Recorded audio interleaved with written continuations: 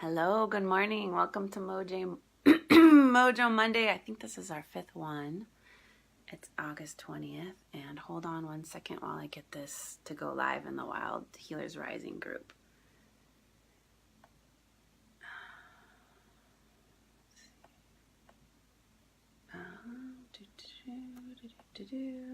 Still here.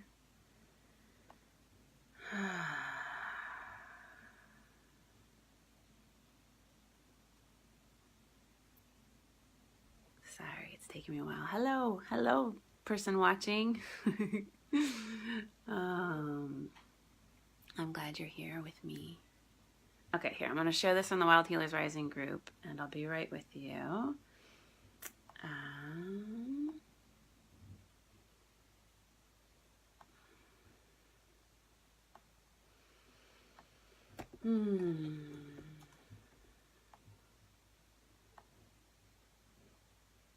Okay, hi, I'm back.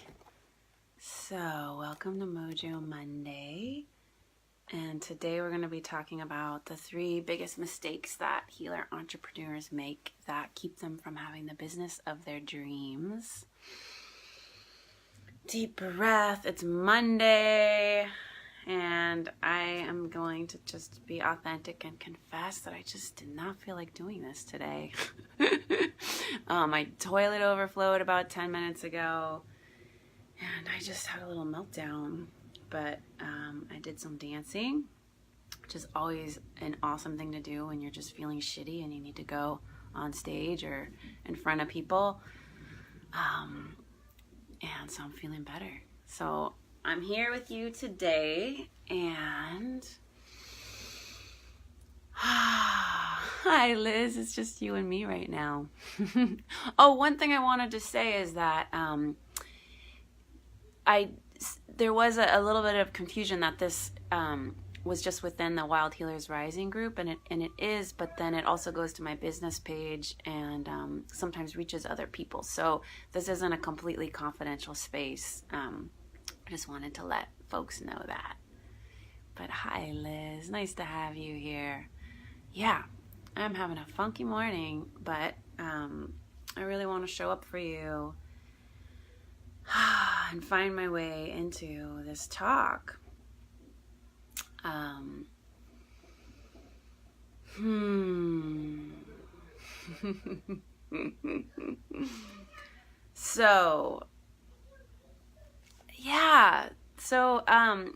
I've been doing a lot of these calls with folks, and they're basically calls where you hold people's dreams and invite them to jump in. Oh, hi, Jen's here too. I feel more like you guys are here supporting me, but I want to give you some great stuff. Yeah, so I've been having these calls where you invite people. I invite people over to commit to their dreams, and there's a lot within that call. And so this talk came out of that, of really noticing the things that get in the way of people taking a leap, and sometimes it's not the right time to take a leap. Sometimes it's too far outside your comfort zone and you don't want to do that, way out in the panic zone. But lots of times there's just some stuff that really gets in the way, and I'm not able to help these folks remove the stuff that's in the way, and it hurts my heart. So that's where this talk came from, is noticing some of the main categories of stuff that gets in the way for people. So without further ado, let's start to dive in. So healer entrepreneurs, I'm noticing, are freaking amazing at envisioning. I've been doing envisioning in the workshops, and it's magical how powerful the imagination is in this particular group of people. And for many of us, however, the hard part can be laying the ground and the steps and the discipline to get to those dreams that we can envision. There can be a clear vision, but then how do I get there? And a lot of stuff can get messed up along the way. So let's get into some of that stuff. So the first category, I might mix it up. I have it in an opposite order. Let's see. No, I'll go with the hardest one first. Here's the hardest one. Number one, I'm just going straight to it. Is one of the biggest mistakes, number one, is that we can be stingy with ourselves when it comes to making investments, particularly investments in ourselves. So this can look like getting more training. Definitely the best healer entrepreneurs I know are just like personal growth junkies. It's not a matter of like, oh God, some people will say like, oh God, should I really do another program? Like the stinginess is, there's some fear or belief that like you're only supposed to do so many programs. And then there's something wrong if you have to keep learning and growing, like there's some place you're supposed to arrive. And that is just not true. It's the opposite. I mean, the people who I know who are just really thriving in their businesses and really flowing with their gifts, it's more of like, okay, well, I need to make sure I'm not doing too many trainings at once, so that, I have a sane and balanced life, but it's like, okay, what's the one I'm going to do next year? And what's the one after that? So that's where you want to be. Although I do know a few people who fall into the trap of enrolling in yet another training when really what they need to be doing is putting themselves out there. There can be a trap that folks fall into where it feels like, oh, I just need to get more training before I really start to offer my gifts. And that's kind of more of a perfectionism trap. And the people I know who fall into that, and I just take a step back and look at them like, oh my God, like you are so ready. You have so much to offer. You don't need more training. I mean, yes, get more training if you want more training, but don't have that be the thing that's in between you and putting yourself out there. So the main thing I'm talking about here too, though, is, well, I'm a big fan of group training, not only as something that I offer the world because that's what I believe in, but just for myself. When you're trying to do something that's outside your comfort zone, it's really hard on your nervous system. This morning for me is a case in point. I think I've been doing too many things that are hard on my nervous system, and I just melted down, even though I've been trying to take good care of myself. But my partner was gone for 5 days, and I think I just finally melted down. But so it's really hard on your nervous system. So you're really going to need a tribe of people who are there supporting you, and ideally a mentor as well. So one of the things I'm talking about specifically here in investing in yourself is business training. Some tribe of people who are doing what you're doing. If you're an entrepreneur, and in particular, if you're putting yourself out there in front of groups of people and putting yourself out there trying to self-promote or sell, it's really important to have that support. And investing in yourself can be scary because you're investing in yourself. You're saying, I think I'm a good investment. I think I'm going to make good on this investment. But it's also like one of the best investments you can make. So for me, a lot of you have heard the story where my first business coach, the investment was $5,000, which I look back on now, which is like totally cheap for business coaching, but felt like a lot. And in the first year, I tripled that investment. And then the year after that, I doubled my income.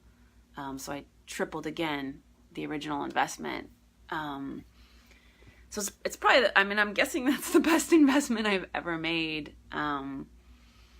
So I'm a big fan of investing in yourself and getting out of that mindset. One of the people who I had a call with said something along the lines of like, oh, it feels like irresponsible to make this investment in myself at this time. And it just was interesting word choice. Like this is a financial investment. It's a responsible investment. And yeah, it might not be the right timing, but it's not irresponsible.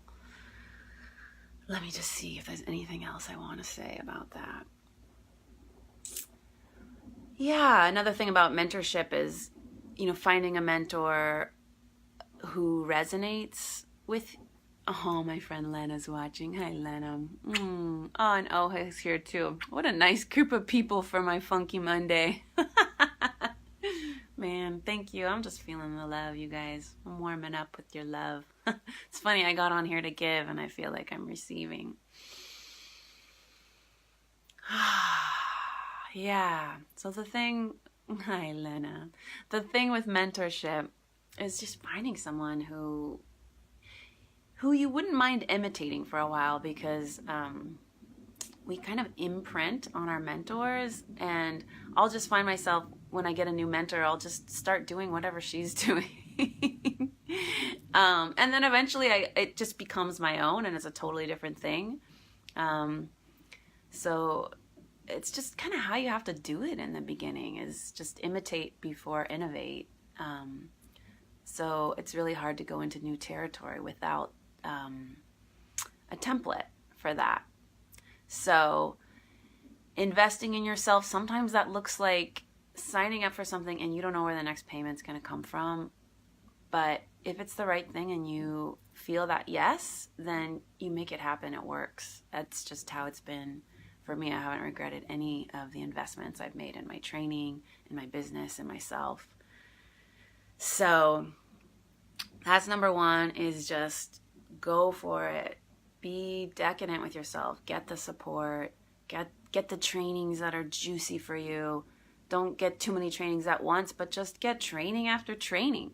That's the best possible investment you could be making, to have that support. You will go so much farther with the support of a mentor, of a tribe. Always the excitement of learning new things, where you get to show up and be a student. That's going to refuel you to be able to get your gifts out in a much bigger way. All right. Feeling better. Moving on to number 2, and you've heard me talk about this one a lot. So mistake number 2, you could probably guess. Liz says, I'm so glad I invested in Wild Women Rising. I'm so glad you did too. Yeah, Liz, I don't think you have any problem with number 1. You're so badass with that. In fact, you're a role model, I think. So number 2, yeah, Jen, you too. Oh man, I feel so loved up. All right, number 2 is we can let fear win sometimes.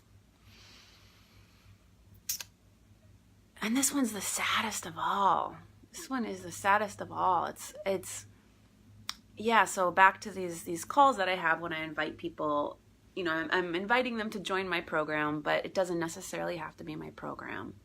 But it's really kind of helping people take a leap towards their dreams.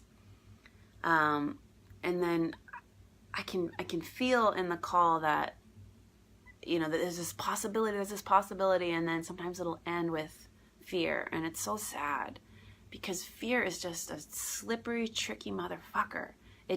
It'll dance around and disguise itself in all different ways that sound so reasonable. So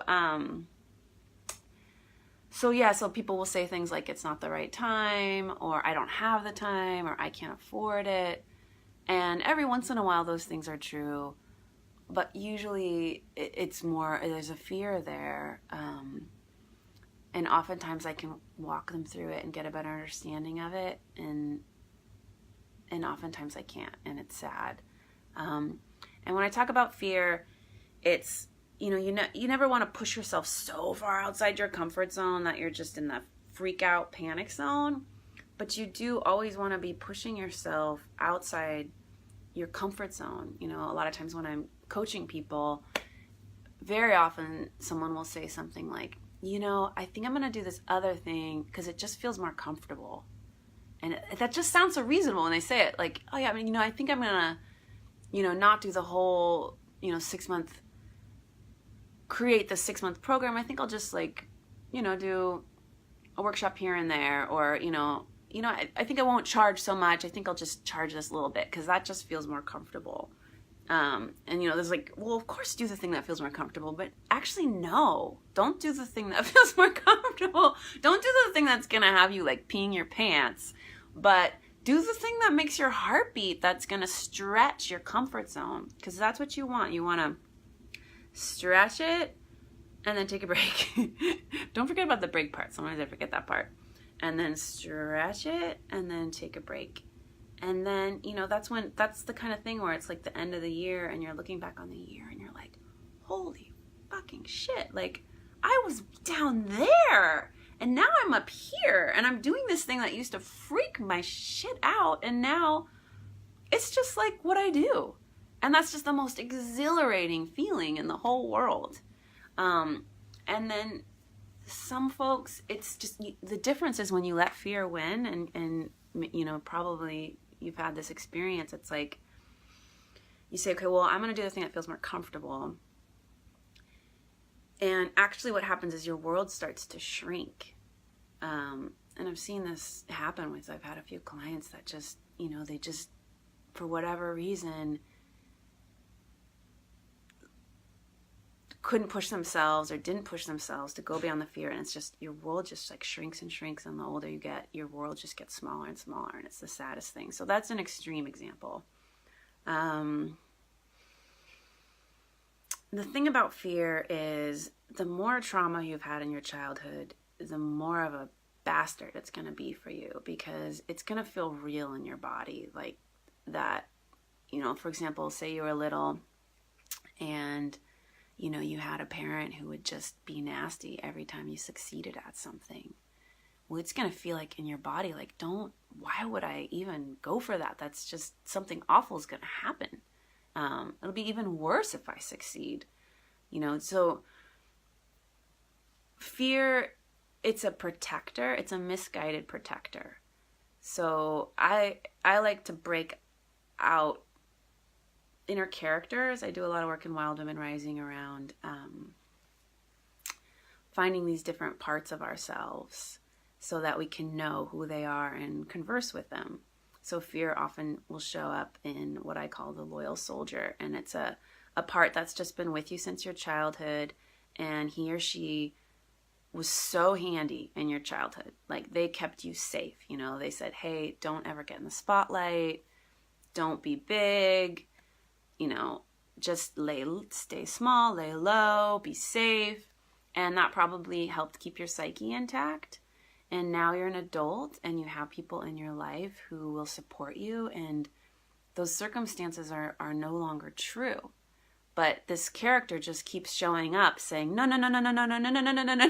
like, don't put those flyers up, why are you putting all this stuff on social media? Like, this is terrible. What if so-and-so sees it? And what if this happens? And and then it can sound so reasonable. So, my solution for this is don't let fear drive the bus, and you're going to have to find your wise self. And this is one of the main things we do in Wild Women Rising, and it's the thing that people most often tell me was the most valuable, is finding that part of you who's just like, she is wise or he is wise. They see the big picture. They know what's best. They're grounded. Fear is just not fooling them. So you find that spot, and then you can converse with the fear from that spot. Like this morning, I'm just like, hey, sweetie, what do you need? Okay, all right, we're going to listen to a sad song first. All right, then we're going to listen to an upbeat song. Okay, how you feeling now? Just kind of like a nice parent who's not going to let the toddler win. And if you can't access your wise self, I recommend journaling, and I recommend borrowing from a mentor. So if there's someone else in your life who you trust, you can try to think, what would that person say? And when you're new at this, you can start writing things out. Like, okay, fear, what do you have to say? Blah, blah, blah, blah. Write it out. And once you write it out, you're like, that doesn't quite sound as logical as it did in my head. Like, I see some holes in this argument. And then you respond with your wise self, or maybe what would your mentor say? And just kind of go back and forth to see what the fear needs in order to relax. and you just don't ever let it be the driver. Yeah. All right. I think that's what I got to say on that. And number 3. Hello, Jessie. Number 3 is, all right, this one. We're doing the 3 biggest mistakes that healer entrepreneurs make. Number 3 is they aren't willing to learn marketing and sales. This one's probably the most common in a way. Like, this is the one that comes up again and again, is this belief that they're not going to have to do that, or they don't want to do that, or that's just kind of slimy and shady and for other people, or maybe it's not slimy and shady, but it's just not for me. So you can, of course, be a healer without being any good at marketing and sales, if you want to go a traditional route, right? Like, you can, invest in graduate school and licensure to be a therapist, massage therapist, and then you can hang your shingle and, for me, just put an ad on Psychology Today, get on an insurance panel, and, you can make do. But there's a lot of places you'll never go without learning marketing and sales. One, you're going to eventually get stuck up against the dollars per hour box, the dollars per hour box, where there's a certain amount that therapists are expected to make, or massage therapists are expected to make, or yoga teachers, and you're just never going to make more money than that. That's one. There's also, like, you're going to have to stay in that box of, like, okay, I only do massage, or I'm a therapist and I don't touch, I just talk, or, your gifts are going to have to be a little more constrained. And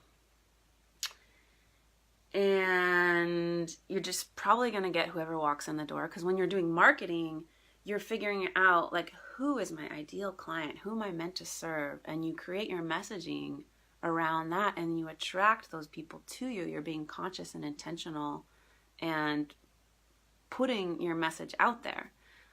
So when you don't do that, sometimes you'll get people who are a good fit, but you're kind of just getting whoever walks in the door. Also, you're going to have less creativity. Kind of already spoke to that. But, related to that is you're going to have less freedom, right? Because you're going to be in that dollars per hour box. So you're not going to have the freedom to spend many hours a week dreaming into, what do I want to be doing with my business? What's the messaging that I want to get out into the world? Part of marketing and sales is building a platform. That's what I'm doing right now. This is a platform that I've created and am creating, so I can have a place to say what I want to say. So that's part of marketing and sales is being able to have a message and be a leader and reach people. So the solution, and make more money, right? More money so you can have more freedom. More money is a good thing. It's a good thing. If you don't want to have a lot of money, then give it away to all the things you want to have money. Like, I want to protect wild spaces, so anytime I have extra money, that's what I do. So the solution is to overcome your resistance to learning these skills. A lot of you have already heard my speeches around this, but I love talking about marketing and sales don't have to be slimy. A lot of it's been given a bad name because sometimes people do it without integrity. But if you do it with integrity, you are selling something you believe in. Yeah, I spoke with someone on Friday who wants to lead these retreats that blend, like, nutrition and yoga, and it was just amazing, amazing, amazing. And then there was some resistance coming up for her around the marketing. And I think it was just the personal piece, like, I'm marketing myself. But anytime that was to the side, she was just so clearly passionate about how good that these retreats would be for the women who signed up for them. So that's what you're selling, right? You're selling something that you believe in. So if you can just get your ego out of the way, right? What got you into this business is you believe in the healing work you do. You believe that it's good for people to have as much as they want of it. So that's what you're selling. Yeah. And sales, sales is, it doesn't always involve money. Like sales, like I use sales with my toddler all the time. Like, like have you noticed those you have kids, like I'll give her like a spoon of honey and I'll be like, oh, just a little, you just get just a little. And then no, I want a lot. But I'll put the same amount on a spoon and be like, you got a lot of honey. And it's like, oh my God, I got a lot of honey. So, part of sales is just helping people feel stoked and helping them get excited about their dreams and their healing and their wellness. And then marketing, like I said, is just you saying, this is who I am, and are, do you want to come work with me? Yeah. So that's what I got to say about that. It can be done totally authentically. Like Jen says, marketing plus integrity. Yummy gifting of magical information. I like that.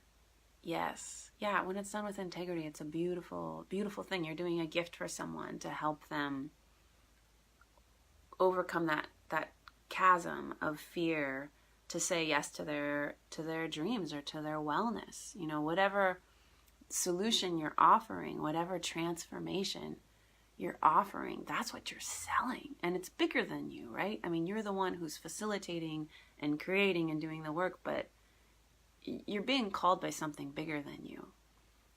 So it's really just get out of your own way.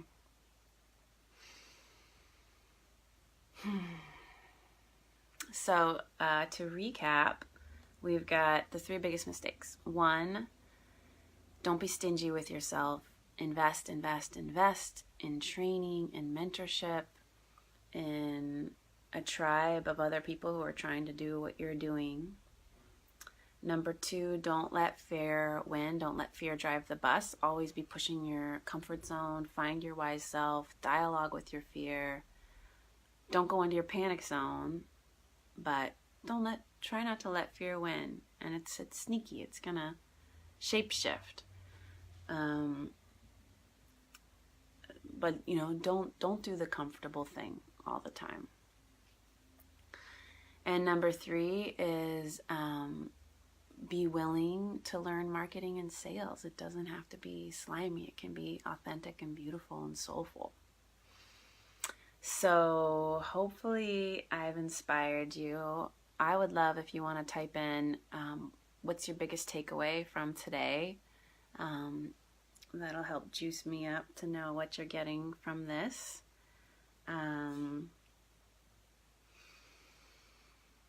Yeah. So next Monday, we might be kicking off a week-long Facebook challenge, which would be every day I'll be going live at 11 a.m. and there'll be some chances to do some live coaching with me. The only maybe is I just got to get everything together in time. But I really hope to do that so I can be with you all every day next week, just going into it. And I want to offer, so I've got this group programs. Many of you know about it already. It's called Wild Healers Rising Immersion Program. And it's a 5-month program. It's starting in September, and it's a seed group. So it's going to be a small group, and I'm looking for the right people who are ready to go deep into the sales and the marketing, who really you feel ready to take your business to the next level or launch your business. I'm going to hold your hand, and this tribe's going to hold your hand through every step of the way. It's going to be fun. It's going to be authentic. I'm not going to say it's going to be easy, but I'll make it as light and easy and full of humility and laughing at ourselves and just being real. So I have a few slots in my schedule for anyone who's feeling the call to do that and wants to see if this program is the right fit. We'll be doing a lot in this call. We'll be getting into a deeper sense of possibility for what you might be able to do with your business this year. We're going to be getting really clear on where you're stuck and what you need to get unstuck, and drafting a mini plan for your business or a clear next step. And then figuring out if Wild Healers Rising is the right vehicle or if something else might be better. So if you're feeling called, I would love to have this call with you. It's a one-on-one call with me. It's rare to do one-on-one work with me these days. I'm not offering one-on-one sessions anymore. I'm just doing group work. Outside of my programs, there is some private coaching involved in this program. But this is a 30-minute call with me, and I'd love to have it with you and go in there if you're feeling called. So I am going to post the link right now in the comment. I'm going to post it in the comments thread right here. Yeah. Okay, so I just posted it on my what's it called? My business page. And now I'm going to post it in Wild Healers Rising. Okay. All right. Now I just posted it in Wild Healers Rising. So if you want to do the call, just click on that link. And if you're watching this after it's already live, there may still be some slots left. So go ahead and click on that, and you'll be guided to my schedule, and you can pick a time slot this week. I only have a few calls this week. That's all I'm offering right now. So if you're interested, go ahead, jump on there, grab one. Thank you so much for showing up. It's always a surprise and an honor, and just so lovely to kind of start off all alone here and then have people hop on. And thank you for choosing to spend your time with me, even on my funky Monday. Strangely, I'm feeling so much better. So I love you guys, and I love the work that you're doing in the world. Keep doing it. I want to be the wind beneath your wings in any way I can. Thank you for being the wind beneath my wings today. I'm so appreciative. Thanks for your love, and I'll see you next Monday at 11. And I'll be letting you know about the Facebook challenge probably before Monday. Hopefully I can get my stuff together to do this. All right. Bye, beautifuls. Have a great week.